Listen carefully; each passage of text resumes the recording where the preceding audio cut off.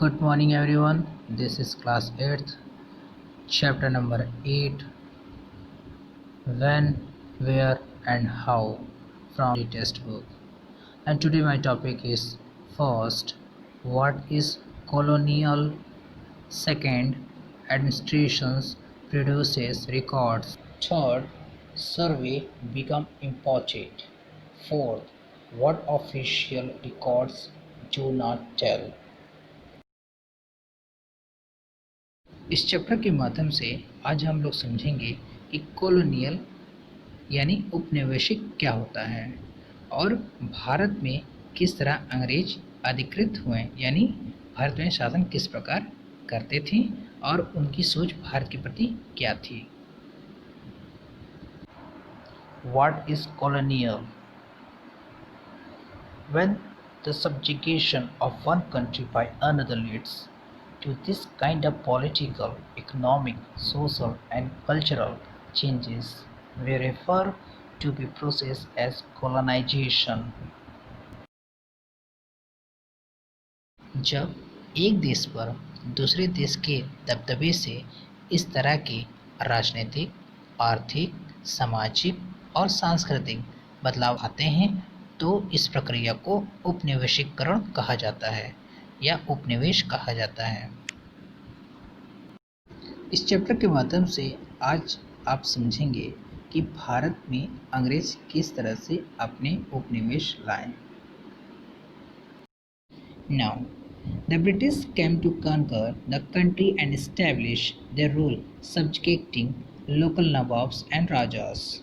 You will see how they established control over the economy and society, collected revenue to meet all their expenses, bought and goods they wanted to low prices, produced crops they needed for export, and you will understand the changes that come about as a consequence.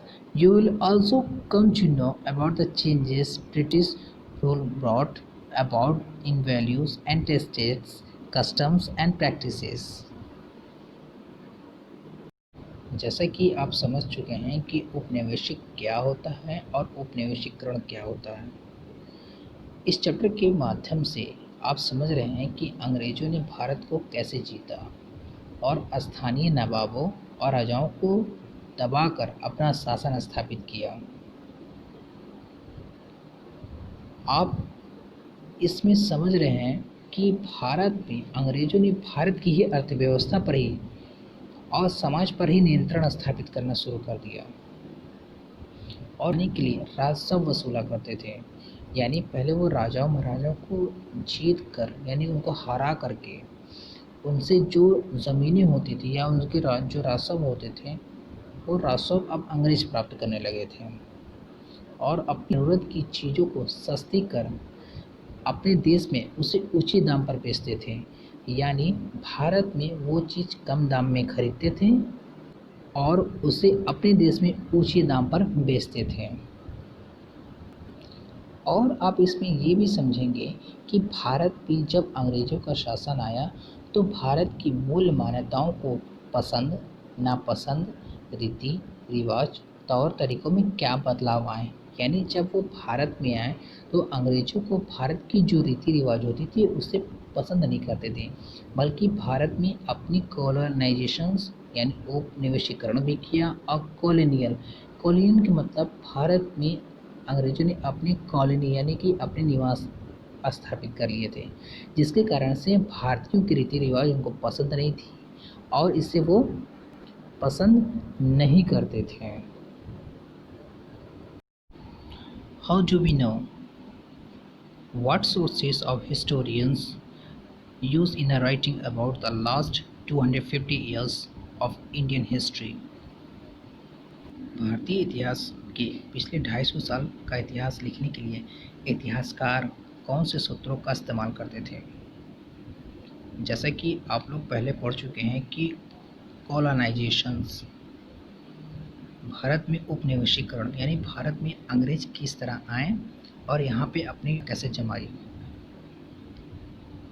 तो भारतीय इतिहास को 250 सालों के पहले की जानकारी कैसे मिली, इसे हम लोग आगे चर्चा करने वाले हैं कि भारत में कैसे अंग्रेज़ों की और उनके कार्यों के बारे में जानकारी कैसे मिली। First, administration produces records.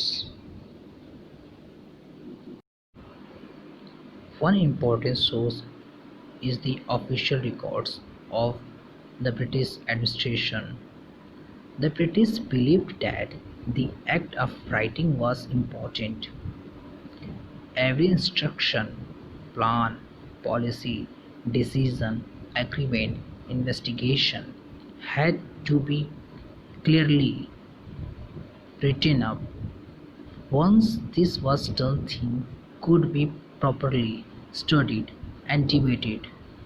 These conventions produced an administrative culture of memos, notings, and reports. जैसा कि यहाँ पर एडमिनिस्ट्रेशन प्रोड्यूसेस रिकॉर्ड्स यानी कि प्रशासन अभिलेख तैयार कैसे करता है इसके बारे में पढ़ रहे हैं, और साथ ही साथ हमने ये भी आपको बताया कि इतिहासकारों को इतिहास कैसे प्राप्त हुई, यानी कि उनके सूत्र कैसे प्राप्त हुए जो आज के समय में हम लोग इनके बारे में पढ़ते हैं। तो इस पे हम लोग चर्चा कर रहे हैं। भारत में जब अंग्रेज शासन कर रहे थे तो वो सरकारी रिकॉर्ड्स रखा करते थे। इतिहासकारों को सबसे महत्वपूर्ण जानकारी इन्हीं सरकारी रिकॉर्ड से ही प्राप्त हुई। अंग्रेजों की यह मान्यता थी कि चीज़ों को लिखना बहुत ही महत्वपूर्ण होता है। उनके लिए हर निर्देश, हर योजना, नीतिगत फैसले, सहमति, जांच को साफ साफ लिखना ज़रूरी मानते थे। ऐसा करने के बाद वो चीज़ों को अच्छी तरीके से अध्ययन करते थे और उन पर वाद विवाद करते थे। इस समझदारी के चलते ज्ञापन, टिप्पणी और प्रतिवेदन पर आधारित शासन की संस्कृति पैदा हुई। The British also felt that all important documents and letters needed to be carefully preserved, so they set up record rooms attached to all administrative institutions. The village Tahsildar office, the collectorate, the commissioner office, the provincial secretariats, the law courts all had their records room. Specialist institutions like archives and museums were also established to preserve important records. जैसे कि अंग्रेजों को यह महसूस हुआ कि तमाम अहम दस्तावेजों और पत्रों को संभाल कर रखना बहुत ही ज़रूरी है, लिहाजा उन्होंने सभी शासकीय संस्थानों में अभिलेख कक्षा भी बनवा दी है। जैसे तहसील के दफ्तर, कलेक्ट्रेट, कमिश्नर के दफ्तर, प्रांतीय सचिवालय, कचहरी, सबके अपने रिकॉर्ड रूप होते थे। महत्वपूर्ण दस्तावेजों को बचाकर रखने के लिए अभिलेखागार और संग्रहालय जैसे संस्थान भी बनाए गए हैं। जैसा कि आप पढ़ चुके हैं कि अंग्रेज भारत में जब शासन करना स्टार्ट किए तो वो हस्तलिखित चीज़ों को ही मानते थे, जैसे निर्णय करना, एग्रीमेंट करना और प्लान बनाना। बहुत सारे ऐसे माध्यम हैं जो अंग्रेज हस्तलिखित करते थे और उन्हीं के माध्यम से आज हमें इतिहास पढ़ने को मिलता है। भारत में जब अंग्रेजों का शासन आया तो वो हस्तलिखित पे विश्वास करते थे। उन्होंने हर विभाग के अलग अलग क्षेत्र को बनाना शुरू किया और उसके रिकॉर्ड भी रखने शुरू कर दिए। तो आप समझ गए होंगे कि भारतीय इतिहास को पढ़ने के सूत्र हमें कहाँ से मिले। Students, part first is finished. Thank you.